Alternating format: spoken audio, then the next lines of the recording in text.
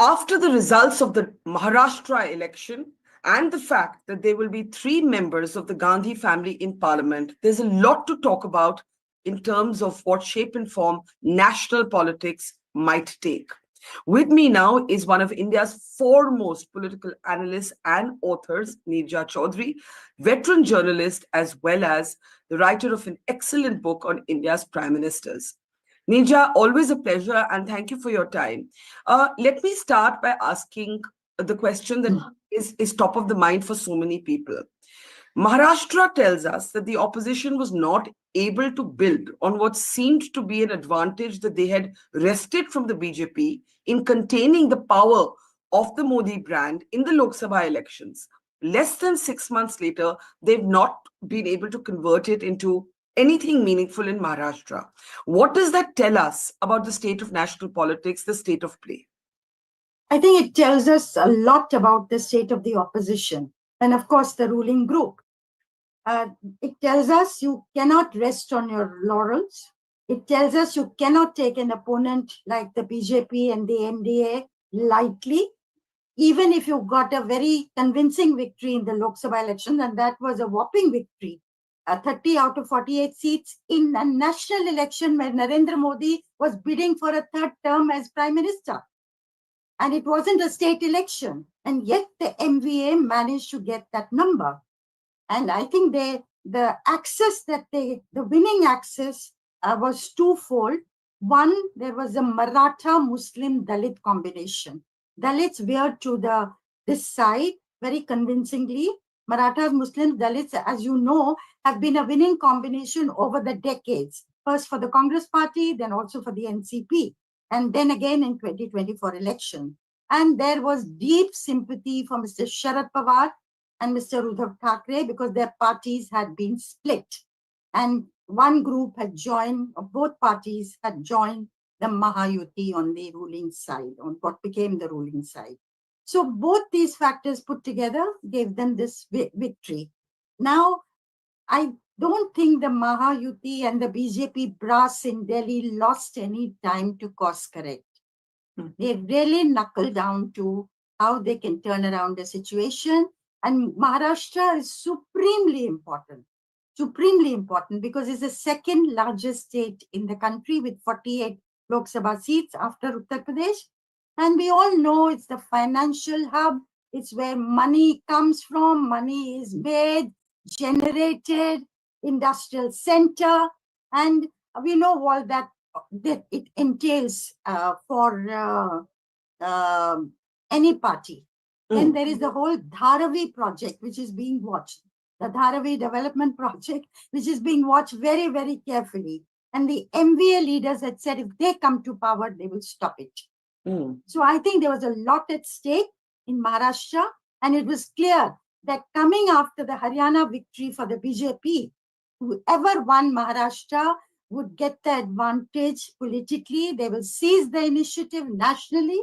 And that is exactly what has happened.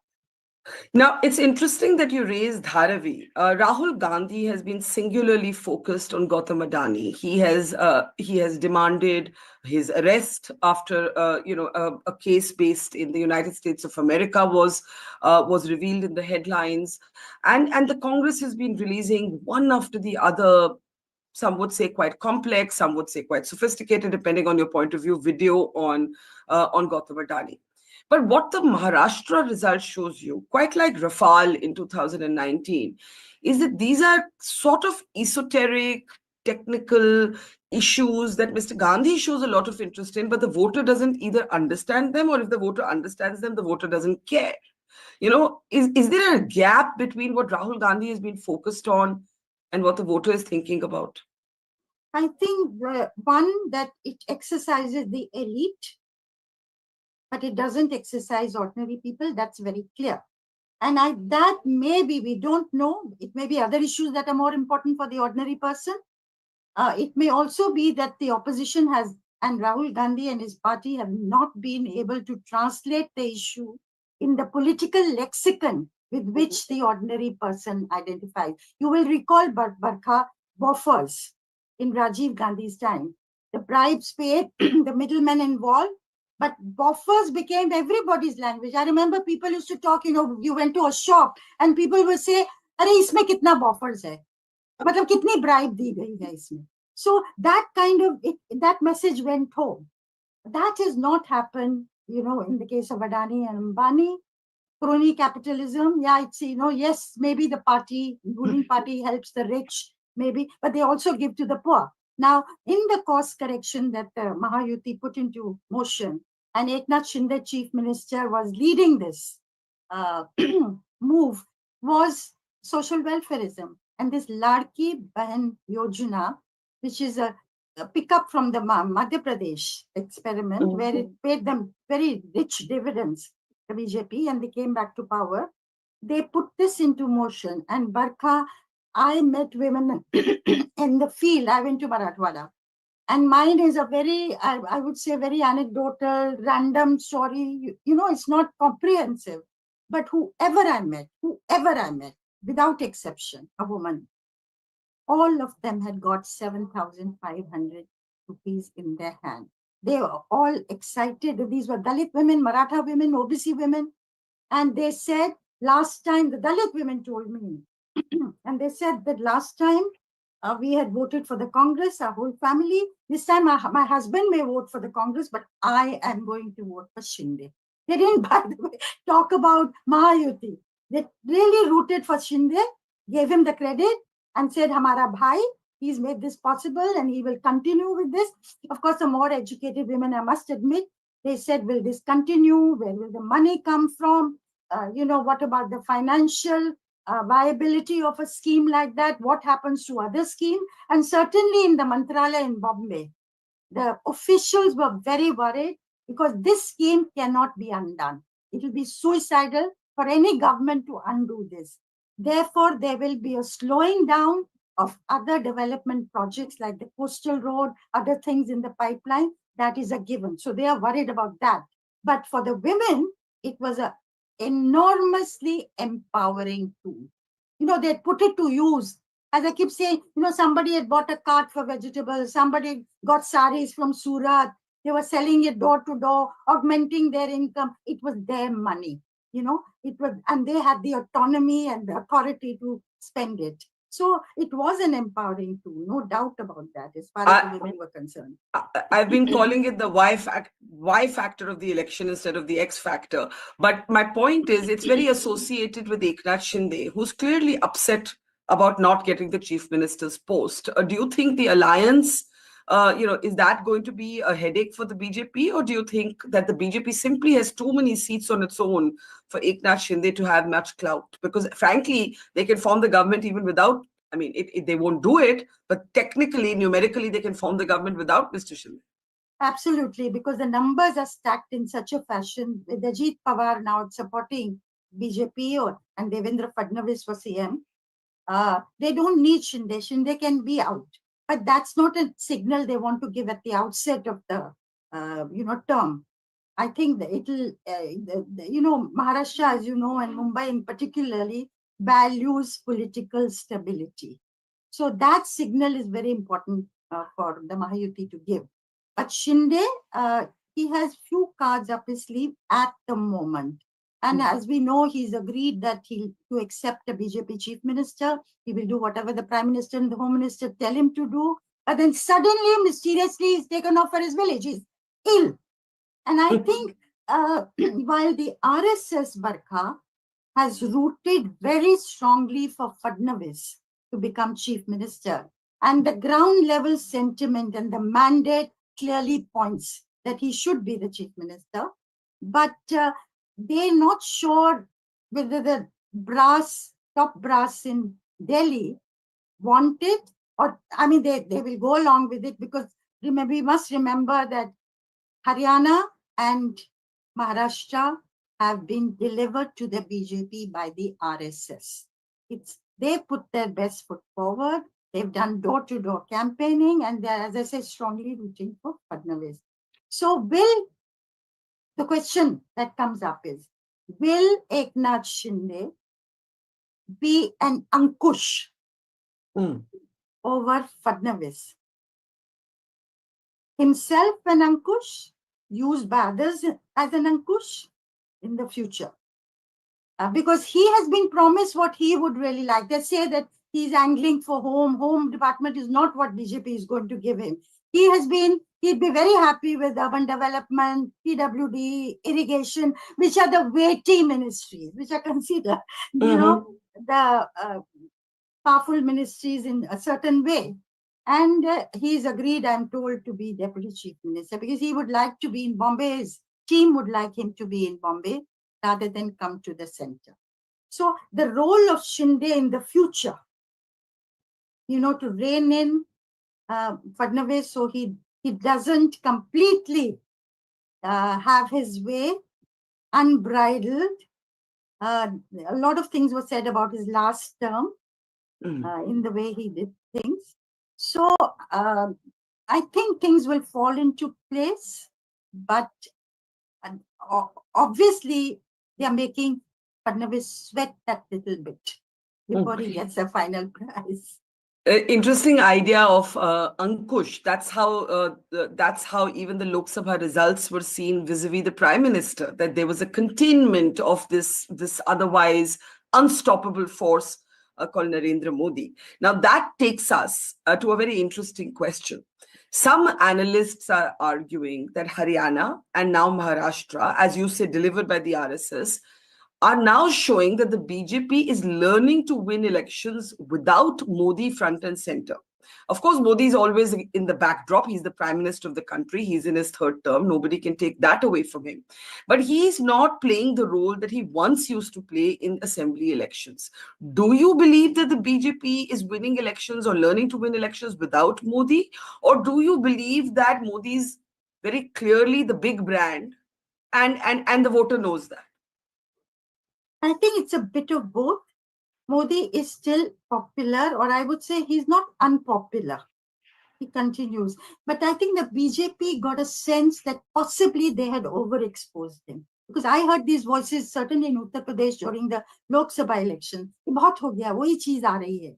So I think they've also done correction there. So whether it's in Haryana or in Maharashtra, it's been the local leaders who come to the fore that much more. And that has paid them dividends. So I think they have put in place a machinery, a mechanism for winning election. And that is the organization, that's also the working together, the schemes that have been put out, and not leaving anything to chance. They are, there's something to learn from the BJP on that score. Absolutely. What is the place of Hindutva that you see either in this campaign or going forward? And I ask this for two reasons. One, Ladki Behna is nothing to do with Hindutva. It's a social welfareism scheme. But there was a great deal of debate over Ajit Pawar's, over Yogi Adityanath's Battenge to Katenge. Even a BJP partner like Ajit Pawar objected to that slogan. The Prime Minister then comes up with Ek hai to safe hai. Now, juxtapose that also, though the BJP says we have nothing to do with it, but some of their base is rooting for it. These surveys of mosques, Sambal in Uttar Pradesh, Ajmer Chisti Dargah in Rajasthan, where the petition has been accepted, sooner or later the party, the center, the state governments where the BJP is, they will have to take a position because the court will issue notices. What is the role of this kind of hard Hindutva? One had thought that after the BJP slipped below majority, the allies, Chandrababu Naidu, Nitish Kumar, would not be in favor of that kind of Hindutva politics. Barkha, this is a question: to what extent did the Hindutva card work this time? Is something one would like to study a little more. Look at it more deeply. It is true that some Maratha vote broke away. The earlier combination Maratha Muslim Dalit, which was a winning combination, that I think got diluted this time for the NVA. A part of it was because of women, but it was also in some way a consolidation of non-Maratha communities. Leave Dalits aside, but others, the OBCs were solidly, and there were the upper caste, the middle class, and I think also some Marathas did break away from the NBA. Now, was the Hindutva card, the batenge katenge, did that have an effect? I don't have the answer to this question. During the campaign, it did not seem to be the case. In the Lok Sabha elections, it was in fact people said, ठीक है, I'm proud to be a Hindu, but बहुत हो गया Hindu-Muslim conflict. That kind of a note was struck. Now, the BJP seems to be playing this card again and again. Obviously, they think it works. And it may also be that the extreme right within the larger Sangh Parivar is something that they are catering to. Somebody, in the BJP had said to me several years ago that the real challenge to Modi will come from the extreme right. So is this happening? What we see in Sambal, what we see now in Ajmer, these are new kind of, which one thought had new fires being lit. Yeah, and it doesn't actually suit the central government. You see, if you look at the fact that the GDP for this quarter is below 6%, That's right.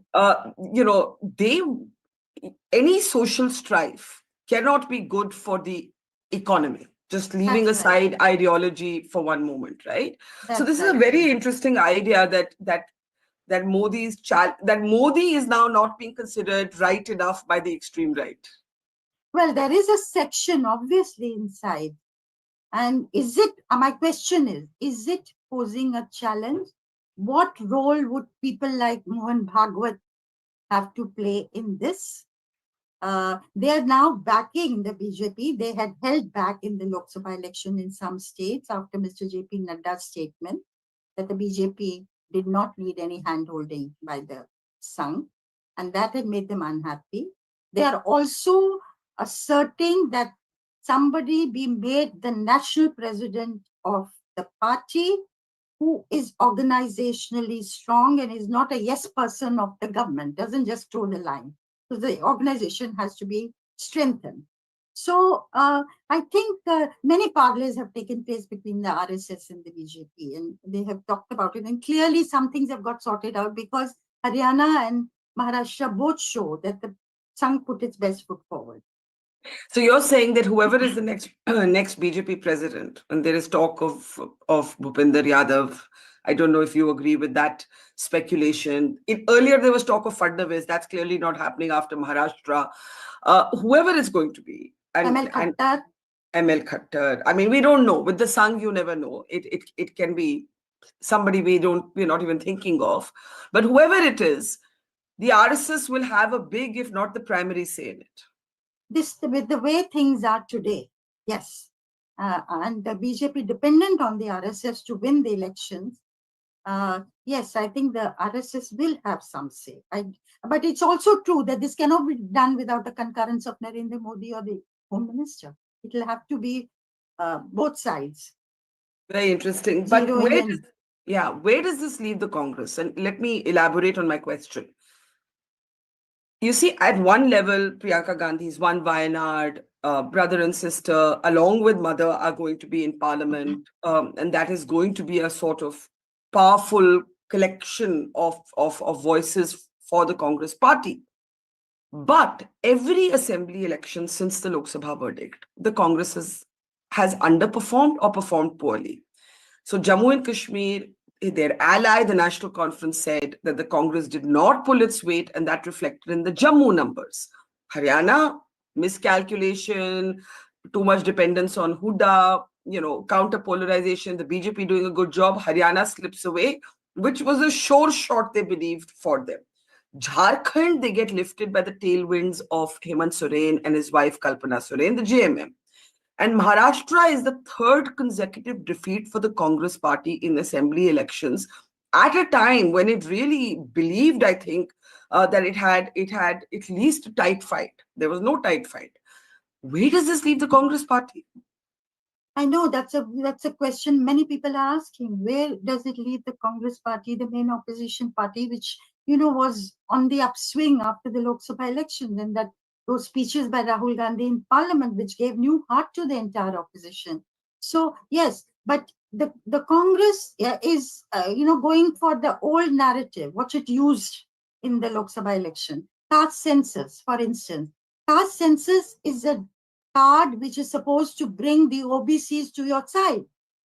But the completely contrary, moves are taking place. The OBCs are going to the other side, towards the BJP. And you are keeping on talking about the caste census. You talked about the constitution. The constitution had resonance with the Dalits and OBCs in the Lok Sabha election. They thought reservation will end for them. This time, one saw no traction on the ground, as far as the constitution was concerned. So then the Congress has not got its narrative right. Of course, people worked hard in their constituencies in Maharashtra. Is not to say they did not work hard, but the Congress's main challenge is the decimation. It's a strong word to use, of the organization of the party. And Priyanka Gandhi Vadra coming into parliament, of course, will give, with brother, they will take with brother Rahul, they'll take a very assertive stand vis-a-vis, and they'll take on the government, no doubt about it. And that should give a new impetus to the opposition also in parliament. But the main challenge for brother, sister is how do you revive the organization? And that's hard work, Barkha. Hard, painstaking, unglamorous work that has to be done, because the Congress party has forgotten how to work hard. I hate to say this, it's become a cliche, but it's become a drawing room party. And somewhere it's got to get a new cadre, and you just got to build that organization, whether it's in UP, whether it's in Maharashtra, whether it's in Haryana or elsewhere. Absolutely. I think that's very powerfully put. The Congress has become a drawing room party that has forgotten to work hard. Neerja Chowdhury, we leave it there. We'll hope for a longer conversation in person soon, I hope. There's a lot to talk about. Thank you, Neerja. Always a pleasure. Take care and see you soon. Thank you. Thank you. Bye. It's great to see you here. Thank you for watching our work. If you haven't subscribed yet, don't forget to click the bell icon and subscribe to Mojo Story and support independent, robust journalism.